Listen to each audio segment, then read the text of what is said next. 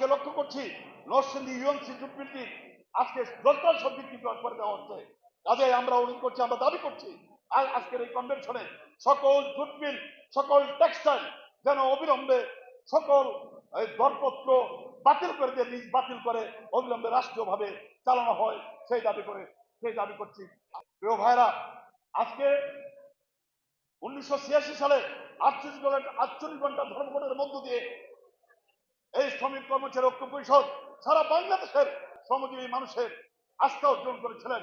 আমরা যে আজকে প্রত্যেকটি সেক্টর 2টি বোনাস পান, এই 2টি বোনাস এই শ্রমিক কর্মচারী ঐক্য পরিষদের অবদান, নেতৃত্বের অবদান।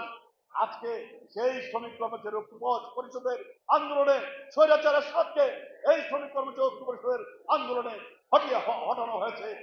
শ্রমিকদের যে দাবি দেওয়া, শ্রমিকদের যে সমস্যাগুলো, সেই সমস্যাগুলো চিহ্নিত করে যাতে অন্তত 20টি বছর এই বাংলাদেশের আর শ্রমিকদের সমস্যাগুলো, আইনি জটিলতাগুলো যেন আমরা সঠিকভাবে এই সরকারের মাধ্যমে আজকে বাস্তবায়ন করতে পারি, সে আশাবাদ ব্যক্ত করে